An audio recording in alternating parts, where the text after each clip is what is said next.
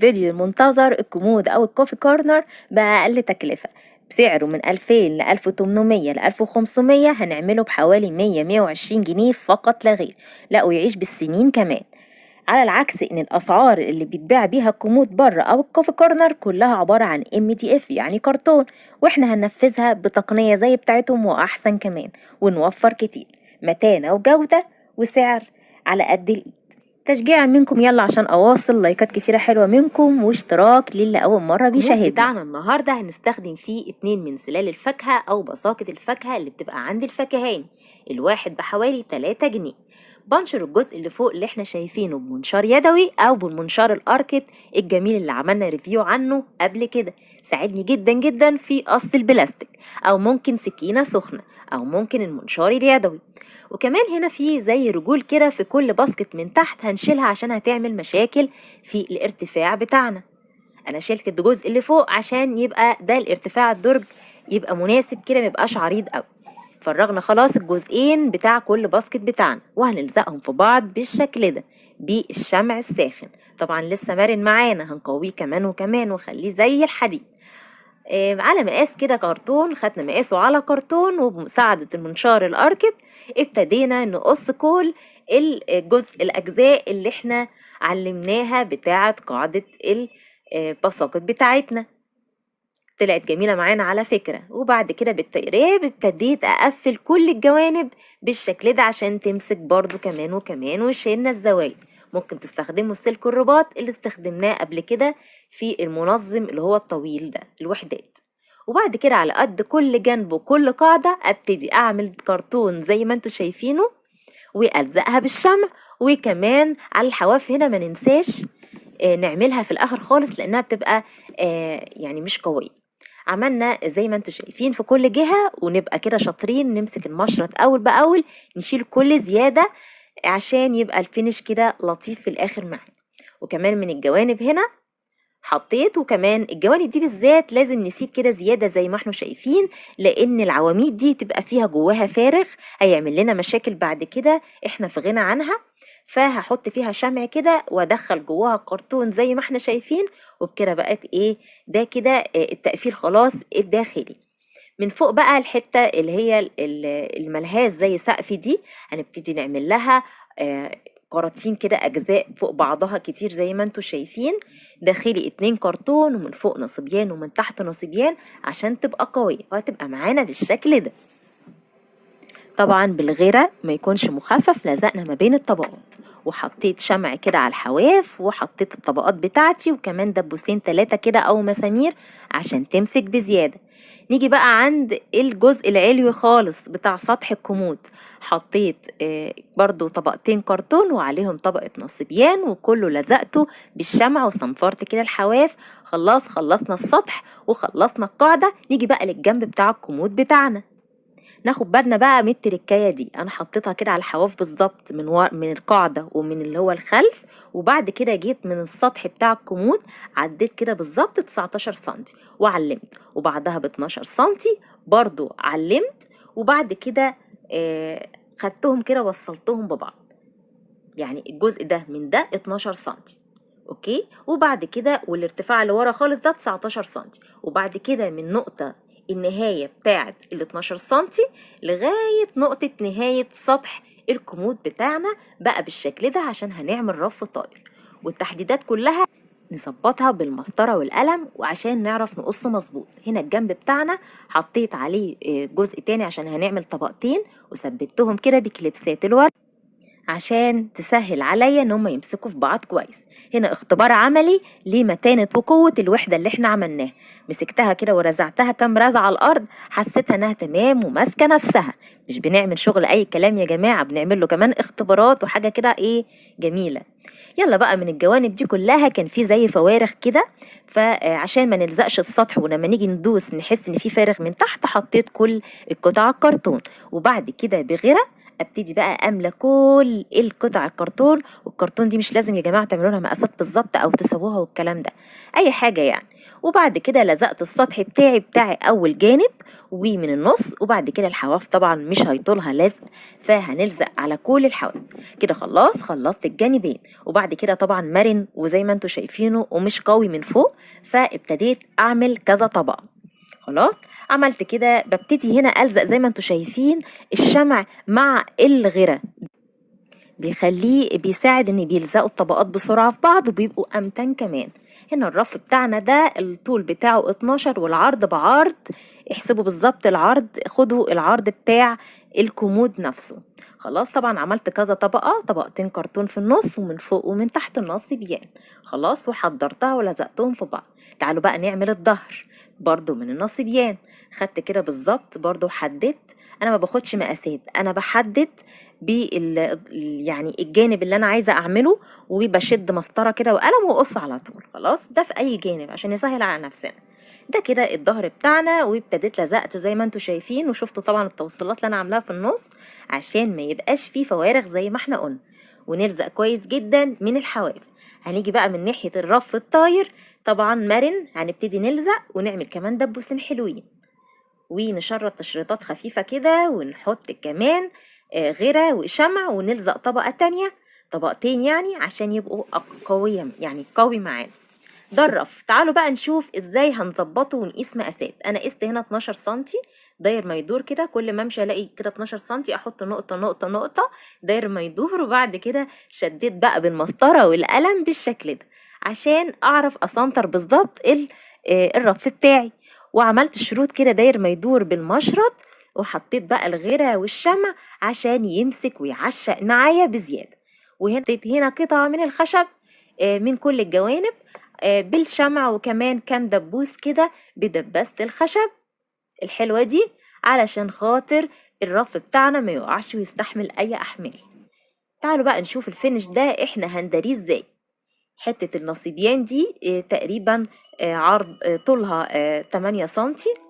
خدت كده المقاس زي ما احنا شوفنا بتاع سمك الرف، وسنطرته من النص، وهبتدي بمشرط كده ومسطرة ابتدي اشق شقة خفيفة عشان يبقى عامل زي المفصلة، ونركب جزء جزء ناخد بالنا عشان الشمع بينشف بسرعة. ركبنا الجزء الاولاني من تحت، ونرجع نركب الجزء الاخير من فوق عشان الفينش معانا يبقى ظريف. وبرضه هنعمل من الجزء ده نقيس بالسنتي ونقص، هي سهلة بالمقص، ونركبها في اي زيادة نفنشها بالمشرط والصنفرة.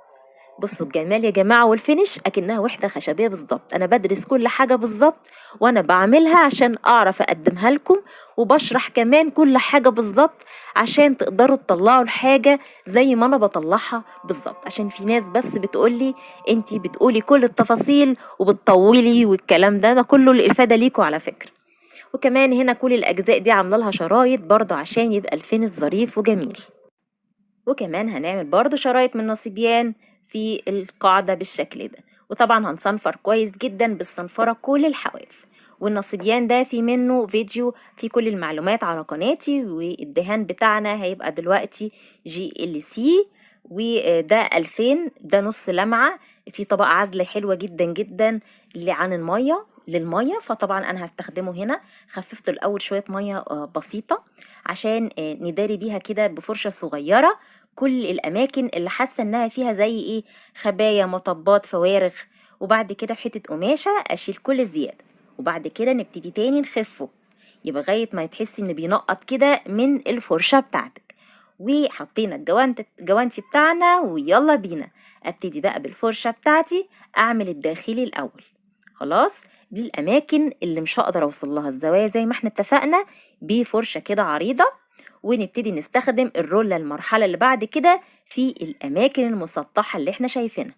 الغيار اللي احنا حاطينه في الرولة ده اسمه غيار زيت، هتمسكوه تحسوه عامل زي القطيفة، لان في غيار خشن ده بتاع الحوائط، وفي غيار عامل زي السفنج. وبعد كده عندنا بقى هنا حتة خشبة دي عرضها 4.5 في حوالي 2 أو 2.5، يعني هاتوها سميكة على بس تبقى عريضة. اوكي. وهنا خدنا علمنا 15 سنتي، وعلمنا هنا من على الرجل دي، رجل الكمود يا جماعة، نخلي بالنا المرحلة دي مهمة جدا. علمت هنا 7 سنتي، وطبعا من على الحافة التانية 7 سنتي، وده الطول 15 سنتي. وبنوتي الجميلة ساعدتني، حطت حتة خشبة عشان أحدد ميول الرجل بتاعتي، خلاص يعني ما تخرجش قوي للخارج. وعملت الزاوية من الورا، الزاوية دي اللي هي اللي أنا علمتها من ورا، ونشرتها بالشكل اللي احنا شايفينه. والميل بتاعها ده عايزينه من فوق ومن تحت، الميل زي اللي عملناه من تحت ندورها ونعملها من فوق ومن تحت. كده بقت الرجل بتاعتي، نخلي بالنا كويس، وهنعمل 4 رجول. بعد ما قسنا 7 سنتي من هنا ومن هنا على الحواف، في حتة كده 15 سنتي ونص في النص، خدنا كده على قدها مقاسين من الخشب، نفس الخشب بتاعنا. وبعد كده هنستخدم الشنيور كراون اللي كنا عاملين عنه ريفيو حلو كده على قناة، فيديو منفصل هو والشنيور. وشلت البنطة بتاعة الفك والربط، وحطيت البنطة الرفيعة اللي هي بسمك كده تقريبا المسمار بتاعنا. جبت كل رجل وسنطرت كده خرمين في النص اللي هحط فيهم المسامير، وحطيت فيهم شوية نشارة، ورجعت عشان بس اعلم بيهم النقطتين اللي هقدر. الطريقة دي حلوة قوي، اقدر اعلم بيها. وبخرم ليه كل مكان احط فيه المسمار؟ علشان الخشب بتاعنا موسكي اللي هو الخفيف ده، فبيتشق بسرعة. حركة الخرام دي بتسهل دخول المسمار بكل سلاسة وبنظافة، وما يشقش الخشب بتاعنا. زي ما شفتوا وسعت كده ببنطة الشنيور مكان راس المسمار عشان تغطس لجوه، وانما تقبش من فوق تعمل لنا مشاكل في الارتفاع واحنا بنركب الرجلين. ركبنا كده الرجلين بتاعتنا الاتنين بقوا تمام، وعملت كده اخرام جنب بعض كتير عشوائية. وادي كده جبنا القاعدة وقلبنا الكمود بتاعنا، وابتدينا نركب في الاخرام العشوائية اللي عملناها مسامير، وركبنا الرجلين من قدام ومن ورا. وطبعا كنا معلمين 7 سنتي من هنا ومن هنا، ركبناه وكده بقت تمام. ويلا بينا نشوف الدرجين اللي هنعملهم بتوع الكمود بتاعنا. اول حاجة القاعدة 26 سنتي في 32 سنتي، اما بقى الجوانب الصغيرة يمين وشمال 14 سنتي و27 سنتي. كده دي مقاسات يعني الدرج بتاعنا كلها، عشان ما تحتروش وتعملوا مقاسات وتقصوا على طول. طبعا من جوه كلها هنكسيها بالنصيبيان، نصيبيان هيديها قوة وهيديها متانة. خلاص. وعملت كده زوايا كمان من الجنب زي المفصلات كده، عملناها برضو في شغل كتير مع بعض قبل كده. كل الحواف دي هنلزق عليها تيب، التيب اللي بيتباع عند الموان البقرة بحوالي 7 أو 10 جنيه، عشان نداري كل الحواف النوتي الوحشة دي. خلاص. حطينا فرخ نصبيان، وهتلاقوا فيديو منفصل فيه كل المعلومات عنه. حطيت كده الوش عليه، وقلبت وش الكمود عليه، وحددت طبعا بالقلم، ورجعت ظبطت الحواف بالمسطرة. عملت كده قطعتين وفرغتهم بالمقص. هعمل 3 طبقات، بس الطبقة الوسطانية هعملها كده ببواقي نصبيان عندي، عشان بس نوفر شوية يا جماعة. فرخ النصبيان بقى ب20 جنيه. وبعد كده بعد ما لزقتها كلها بالغيرة، قصيت كل الزيادة. ادينا عملت كده 3 طبقات. اوكي، الطبقة الاخيرة برضو هنلزقها بنفس الشكل. وعايزين كده يبقى عندنا انواع كتير من الصنفرة، خشنة وناعمة. الخشنة نشيل بيها الحتت اللي هي الطالعة قوي، والناعمة ننعم بيها بعد الخشنة بالشكل ده. شغلنا يبقى جميل والفينش يبقى حلو. لما نيجي ندهن هتحسوها انها حتة او قطعة خشبية، لا يمكن ابدا حد يشك انها اعادة تدوير. عشان كده بقول دايما لازم نهتم بالفينش. قسمتها من النص بالمنشار الكهربائي، طبعا لانها متينة انا بحط الادراج، بطمن انها كويسة. انا بناء على ايه الحسابات اللي انا عملتها والقسمة اللي انا عملتها دي، انها غطت كل درج. يعني شفت المقاس بتاع الطول بتاع الدرج اللي فوق وحسبته، والطول بتاع الدرج اللي تحت. هنا زي ما انتوا شايفين حطيت حتة تيب عشان يعني القسمة اللي في النص دي متتحركش، وحطيت شرايط زي ما انتوا شفتوا من النصبيان متساوية جنب بعضها. قلت كده يعني اعمل تاتش كده جديد، واكنها فعلا بقى قطعة خشبية. ظبطت القطعة اللي فوق، حطيت حتة تيب عشان ما تتزحلقش، واظبط واسنطر المقاس بتاعي. طبعا الدرج ده من الظهر انا رافعاه شوية عشان لما اجي الزق عليه وش الدرج يثبت، يعني ما يدخلش ويغطس لجوه. حطيت غيرة وحطيت كمان شمع، ونلزق على طول. ونحط عليها كده حاجة تقيلة ونظبط تمام تمام، ونحط عليها حاجات تقيلة كتير عشان تلزق كويس. وكذلك هنعمل الجزء اللي تحت. عشان كده أنا حبيت أعمل الشروط كلها، يعني عملتها الأول وقصيتها بعدين عشان كل شرطة تبقى متساوية في تركيبها تحت اللي تحت، يعني تحت اللي تحتها على طول. وبعد كده بقى دخلنا في مرحلة الدهان. الGLC اللي استخدمناه في الأول خالص، أنا دهنت طبعا بمساعدة الفرشة للزوايا والرولة للأماكن المسطحة، ودهنت تقريبا داير ما يدور. تعالوا شوفوا هنا الأماكن والشرايط اللي أنا عملتها، للأسف الحواف بتاعتها شربت مية وطرقعت شوية فشكلها ما كانش لذيذ. اخترعت كده تقنية، طبعا احنا عارفين دي، أو للي ما يعرفهاش، دي عبارة عن بتعمل كده شكل الخشب. جبتها ب10 جنيه من عند الموان. أنا مليت كده كل شريطة أو من اللي أنا عملتها دي، يعني حطيت كمية دهان متساوية في كل حتة منهم، وبعد كده مشيت عليها بالجزء اللي فيه سنون صغيرة ده، فادتني التعريج بتاعة الخشب الجميلة دي. فرحت بالشكل قوي قوي لأن كنت فعلا محتارة أعمل إيه. وهنا بعمل مقابض، طول المقبض حوالي 15 سنتي، والخشب ده رفيع. لزقت كل 2 في بعض بغرة، ومن الجناب دبوسين كده من هنا ومن هنا، وبجيب يعني بظبط بالظبط طول وعرض الدرج بتاعي عشان اسنتر واحدد المقبض بتاعي لما احطه. خلاص. ومن ورا كده طبعا التعليمه اللي انا عملتها برضو من ورا، وحطيت كده شويه مسامير بورمه، وابتديت وبمفك الصليبه، وطبعا المسمار يكون طويل، وابتديت اربط بالشكل ده.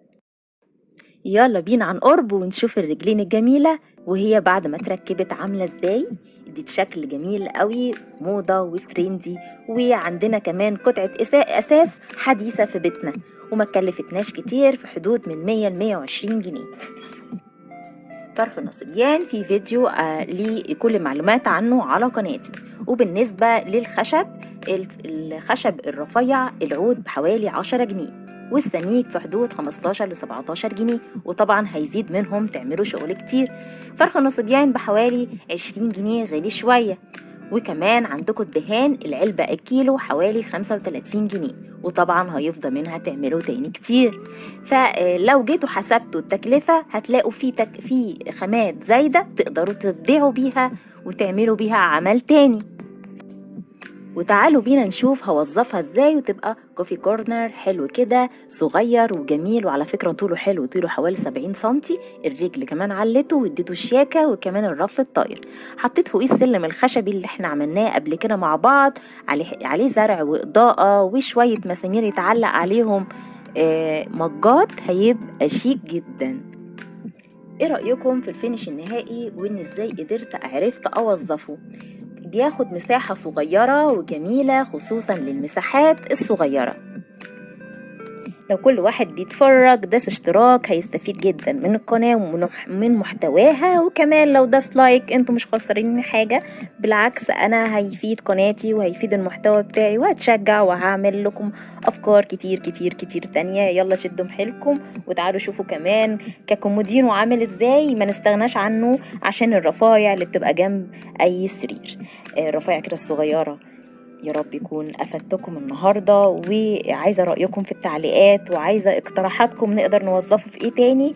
بشكركم كتير لدعمكم ومتابعتكم ليا من كل قلبي.